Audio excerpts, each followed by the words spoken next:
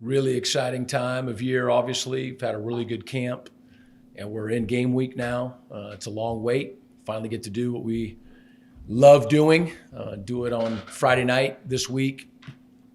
Guys are starting school today, so they're in class right now and getting off to a great start with the academic calendar.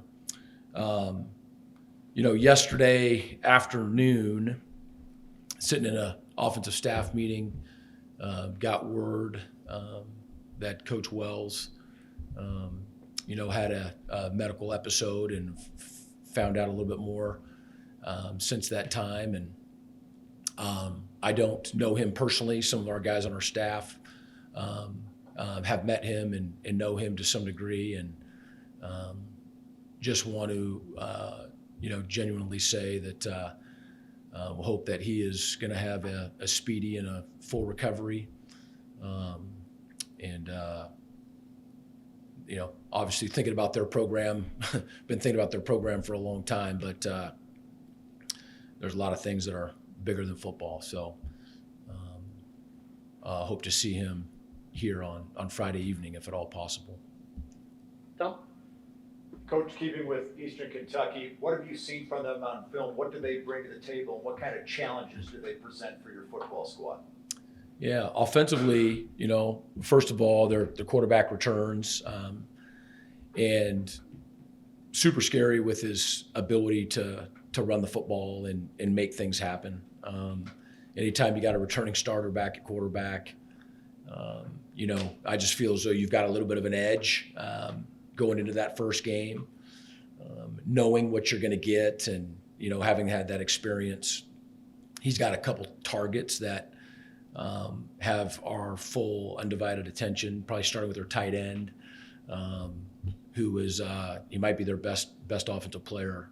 We think he's really, really good, really talented, and is a constant threat. And then they have a really long receiver on the outside. I think he's had a number change from this last year, but is their most productive wide receiver and can really do a lot of damage, down the field. Their offensive line is very athletic. Those guys can move and they can run. And so we're going to have our hands full, especially this first game, not knowing what they've created and dialed up, over the last 8 months. They get a lot of people out in the routes. And again, the quarterback, when they spread you out, just has the ability. They do some quarterback designed runs, but it's some of that, and then it's a lot of him making things happen. Could you talk about your quarterback, Taylor Powell, and what fans might expect for him to bring to the table for Eastern Michigan? Yeah, just let me finish up with those guys defensively. Yeah. Their front seven is almost all back, and then the folks that have transferred in are proven really good. There's an FBS football player, what we call their stud position, who's very productive at Washington State, who's in their lineup, and he'll play opposite what we think is arguably their best defensive player, their field outside linebacker or safety. But it goes like redshirt senior, redshirt senior, redshirt senior, redshirt senior, all with significant playing time and starters. And then a very, very good secondary. They just bring back experience. They know what they're doing. They're a really good football team. Had some huge wins last year. And so that's where we're at, with those guys offensively and defensively. And they've got a specialist back that is a really good player as well with their kicking game. Quarterback, just segue into that. Taylor Powell is our starting quarterback. He got here in January, had a phenomenal spring. He completed 81% of his passes. I really think love the approach that he took with coming in as a grad transfer, not beating his chest, but getting to know everybody's name on the team and just sizing up our culture and who we are and how we do things. He's a perfect fit in those ways. He's very cerebral, very smart quarterback, very accurate, and just a great fit for our program. So he hasn't been at 81% this fall, but I think he's ended up camp with 76% completion percentage, which is still sky high. And so we're looking forward to him leading us. He was just named with Chase Kline, who you're going to hear from here in a little bit.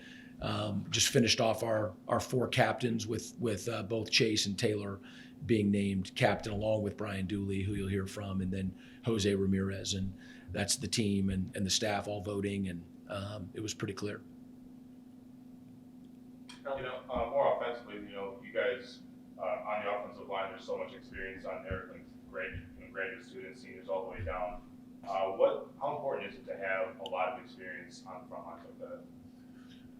Well, experience is good no matter what, but just because you have a guy coming back doesn't mean he's a good football player. It might be the best that you have, but that's not the case with us with our offensive line. We have really good football players who've played a lot of football, who are, seasoned veterans. I think that it starts there with our offensive line for our offense, and it starts on the O&D line with our whole football team, and we've got a really, really good first group, of offensive linemen. Running back Jaylen Jackson, he's already slotted as an RB2 on your guys' depth chart, leading kick returner. Obviously, this is his first time with you guys since he just transferred from Lamar. But what's it been like having a guy like that who can, play in 2 phases of the football field? What's it like having a guy like him on the field? Yeah, he's had a really good camp, good fit in our program. He gives us just something different than what we have with most of the other guys. Sebastian Tolan is actually similar, but hasn't played for us, but has really had a great spring and camp, and so his name could be called. But Sampson and Boone and Bryson, that group of guys, they've got the ability to run through you. Where Jaylen is a little bit more like a Jawan Hamilton and just the foot in the ground, quickness and the acceleration. And so it's a really good changeup, from the other group of backs that we have. And then you mentioned the special teams. He's not the only one that's going to be doing, 2 phases, but we really think that he's going to help us there as well.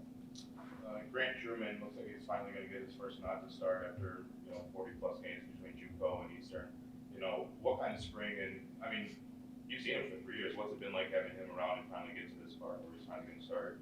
Yeah, I'll tell you, every time that he got an opportunity, last year he came in, he made big plays. He was, getting sacks and pressures, and the sideline would erupt, not because it was someone, that was a young guy that was getting their first chance, but it's just a guy that has just stayed with it, worked so hard, and just needed some opportunities. And so here he is, as a starting defensive end for us, another player that is just really smart. As a play caller, you going against our defense in all of camp, there's certain plays where I literally look out there and see, okay, who's that defensive end, or who's at the will linebacker, or who's the field corner, because I know that we're not going to get them, or that we have a chance to get so-and-so.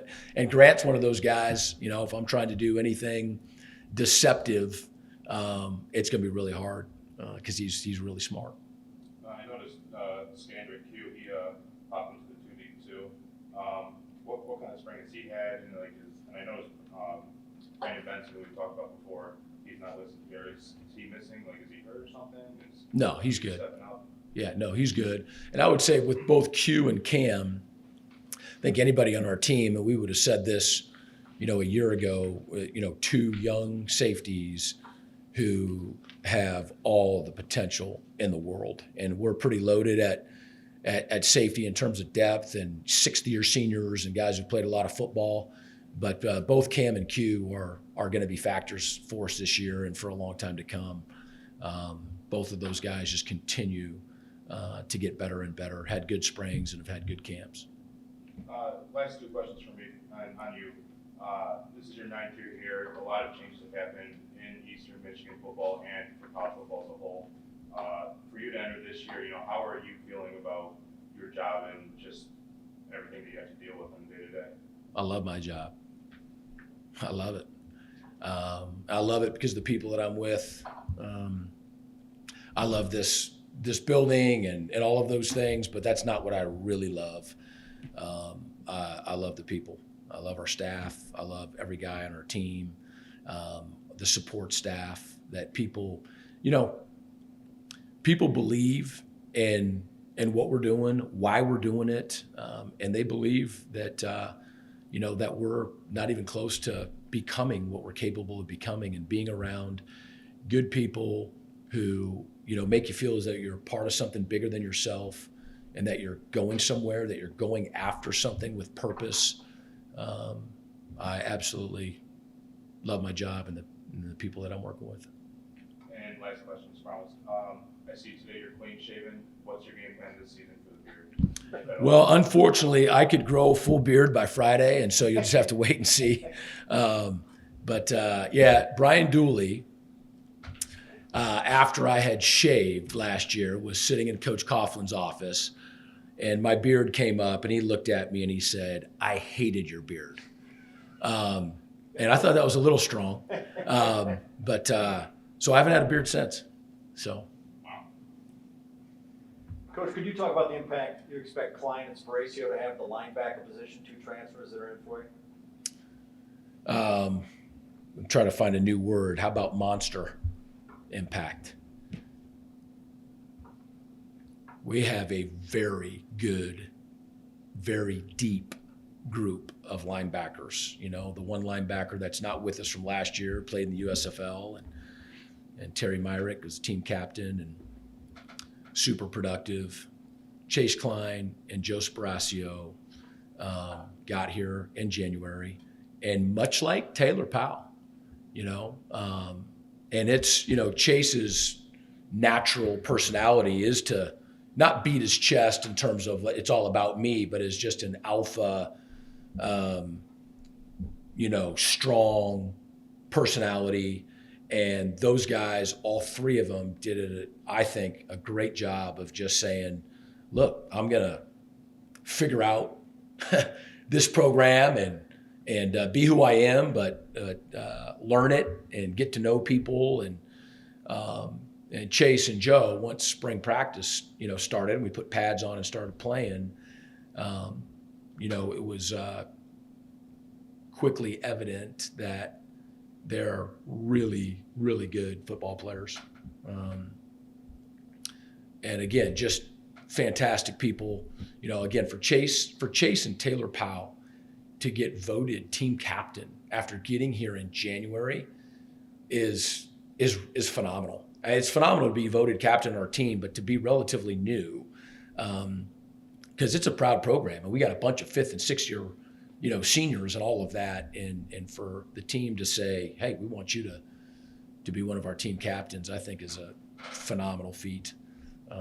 And so those guys are really good. And I just want to tell you, when you talk about, Tariq Spates and Justin Jefferson and Luke Cameron and Zach Bochin and Bryson Huddleston, and we moved EJ out to safety, and I don't want to forget anybody off the top, but I'm just telling you, we have a group of guys at linebacker that can play at a high level. And so for Chase and Joe, going into game 1, being our 2 starters, I think that says a lot. Last question for me, Coach. You're going to be relying on a new punter and a new kicker this year. How was their fall, and how do you feel about where they set up going into this season? Well, I'll tell you, Jesus, we thought was fantastic, all last year. And, we see him kick a lot. Just not on game day.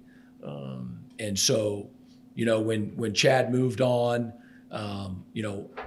honestly, we wanted Chad to finish up here and all that, of course. But in terms of just saying, okay, what are we going to do at kicker? I mean, there was no question that we were going to be in, right, can I say, good hands when I'm talking about a kicker. And we were right about that. I mean, Jesus has had a great winter, spring, summer. But we also did bring in some competition in Brady Pohl, transferred from Oklahoma State. And so those guys are going to continue to make each other better, and both of those guys will be playing. And then our punter, Jake Julian, spent significant time here with with the New England Patriots, and whoever ends up deciding to pick him up is going to be really glad that they did. And we knew, obviously, that Jake was going to graduate and was out of eligibility. So from way back when, we've been working on our punting situation and have a good group here and brought some other guys in to compete. We wanted to have 5 guys here this summer just competing and getting better. We have a good group. We have a really good group. And we've got to get to game day for those guys to actually perform on game day. I do think that there will be, potentially not a learning curve, but there'll be a little bit of a drop off from the talent of Jake Julian. It won't be from the other 10 guys that are out there protecting and covering and whatnot. But we're not worried about it at all. We've got a good group of guys for sure there. But we've gone from like special, like one of the best in the country. So, there's going to be a little bit of a difference there. TJ, I know you're on via Zoom. Would you like to ask Coach any questions before we let him go? I appreciate it. I'm good, thank you. Okay, thank you. Before we let you go, I know you've talked a lot about Chase, but thoughts on Brian Dooley and the fall camp that he's had while he's here? I'm really proud of Brian Dooley. When we voted for captains, he was named, our offensive captain when we just did 2 with he and Jose. It has 2 years left, so sometimes people, vote for a guy who's in his last year. Everybody respects Brian Dooley. He has such a high standard for himself and keeps himself accountable. And, as he's grown up through our program, he keeps other people accountable as well now. And that's a really big step for anybody. He loves football. He is up in our offices. And again, I can't say this emphatically, but because Coach Coughlin's office is right next to mine, I see him more than any other player, throughout the year. Talking to Coach Coughlin, watching film, talking about our team, cares as deeply as is possible to care about this program and the people in it. I think he's an awesome talent. We found a way to throw him a pass his true freshman year against Purdue and played in those 4 games. And then I don't know that he's missed a start since then. And so, yeah, love him to death. Coach, we appreciate your time. We'll All right. let's go next. We'll see you Friday night. Thanks, Coach.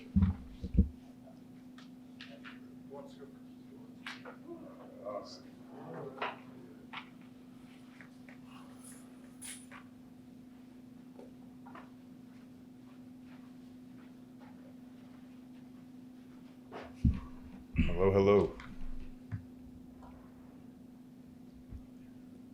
Chase, could you talk a little bit about what this past year has been like for you, coming into a new program, and then not even that, but as Coach said, being elected a team captain? Yeah, I think this year has definitely been growth for me. It's been a lot of changes. It's been a lot of new opportunities, and I feel like I've seized them. And being named captain by my teammates means the world to me. I think they just see how hard I play, and I'll do it for anybody. I'll help anybody out there and play with my fullest. So it's a year of growth. It's a year of change and growth, and I'm just really looking forward to the new opportunities ahead of me. What do you like about this defense? I like being aggressive. I like being violent in defense. I like that Coach Neil Netterly lets me do that and lets me attack. And I love that my teammates are all out there helping me, and it's not all on me. It's all about our team and helping the team succeed. Could you talk about what it's like playing next to Spracy, another transfer, and how you two have kind of gotten a feel for each other over training camp? Throughout training camp, it's begun to fit like a glove. Joe's a great athlete. He's fast. He's strong, and I think we play off each other very well. What have you seen from Eastern Kentucky on film? What kind of challenges are they going to present to you guys as a defense? They have good athleticism. Their quarterback can scramble. They got tall, athletic linemen, and then they got good skill positions. So if we can keep that quarterback in the pocket and make them nickel and dime it down the field, I think we can have some success. Now, what is, you got a couple guys behind you, Justin Jefferson and Tariq. Jefferson obviously being younger. What are some things that you, and for as much as you've been able to play, you have a lot of things to share to them. What do you think you've been able to share to them, since you've been here? I think those guys, especially the ones you listed, were very helpful when I first got here, helping me learn the defense, helping me learn how they talk, how they move, and stuff like that. And then even the day-to-day stuff. When I first got here, there was breakfast check, and I didn't know what to do. I didn't know what to do, so I called Coach, and he said, "Here, talk to Justin." Justin picked me up, took me to breakfast check. So on the football side, they've been very helpful, but also on the other side of just acclimating to Eastern Michigan, they've really helped me a lot. What do you think, your biggest shock to, moving to Ypsilanti and all this has been to you? All the Michigan banners in the stores. I'm from Lansing, so there's a little rivalry there, and it's a little different out here. But that's probably the biggest thing. I'm still in the green and white. I bleed green, so it's been a good acclimation.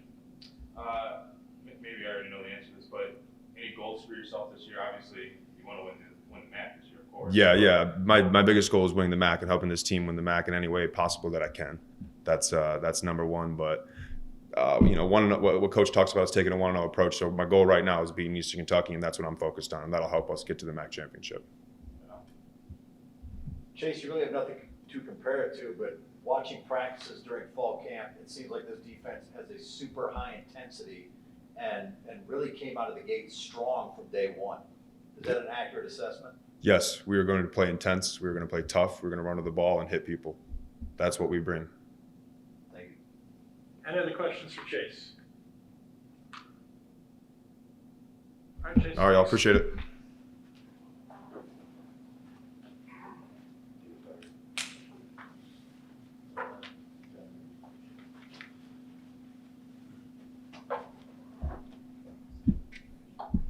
How you doing? Good. How you doing? Good. Can you talk a little bit about the experience of this offensive line? Obviously, you've had a bunch of starts, City South as well. There's a lot of great experience on that offensive line. How do you guys feel as a unit as you go into this first game? Oh, we feel really good. Like you said, we got a lot of experience.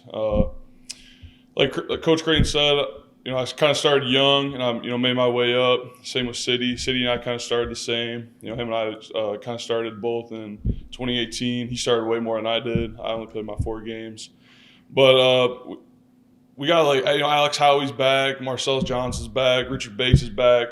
Brought in a new guy from Buffalo, Carson, and we just got a lot of depth. So it's really good that we got a bunch of experienced guys back, and we feel really good about it. And how has it been working with a new quarterback? How has that been for you guys?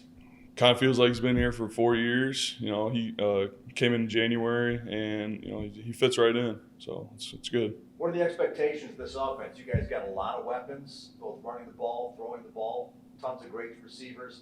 What kind of expectations have you guys set as an offense as far as what you guys want to accomplish this season? So our biggest thing is, we like to run the ball. Our run efficiency was about 81, 82%. So, our thing is we can really run the ball. And if that's not going well, we have a lot of weapons like Haas, Tanner, and Dillon that can just really, really make it happen. Last question. What have you seen from Eastern Kentucky on film? What kind of challenges are their defense going to present for you guys? They got a lot of skill guys that can really make it happen.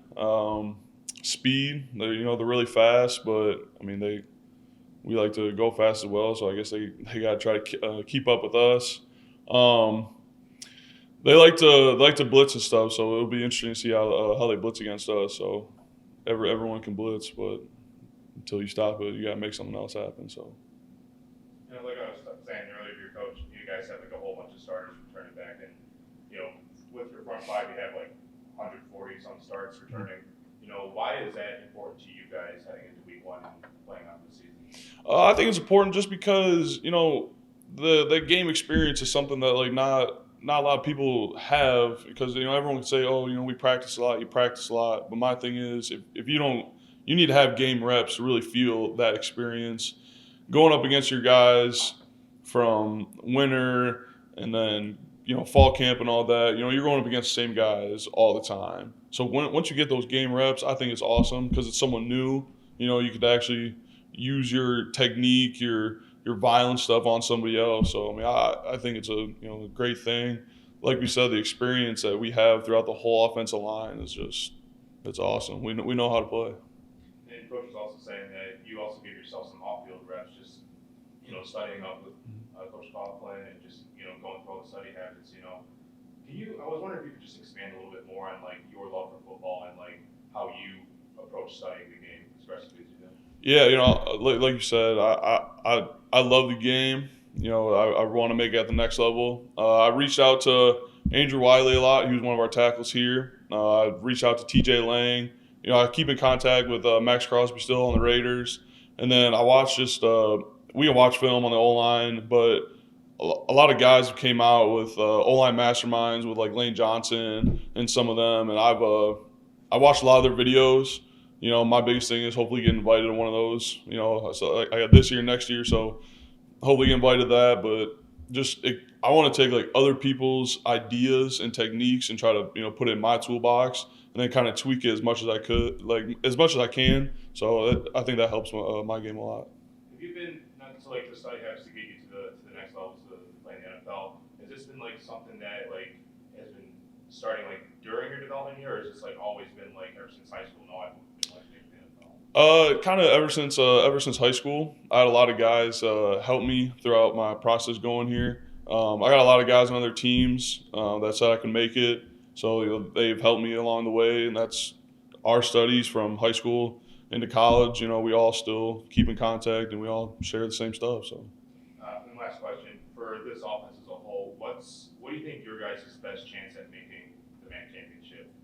What does it look like offensively for you guys to be a MAC championship level offense? I think it's really, really high. Coach Creighton holds us to high expectations, and like you said, being named as a captain, same as Taylor, two strong offensive guys. I think if guys really, listen to us and take our coaches seriously and us seriously and what we can give to them, I think it's really good that we can make a role there. So. Brian, how did you guys enjoy the structure of the fall camp this year? That 3 on, 1 off. It was a little different there, but it seemed the team came out of it much more healthier, and you guys still got all the work you needed done. Yeah, no, I loved it. We got a new strength guy, D-Mac, and B. Rich. They've really helped us. They've talked to Creighton a lot. We're our GPS trackers, so there's a lot of stuff that people don't know, like all this Ein stuff that kind of goes into it, behind the scenes stuff. Like you said, we had a lot of injuries last year, but this year we've really kept it low. I think it's probably our best one. So it was really good. Body feels great. So I think a lot of other guys would say the same.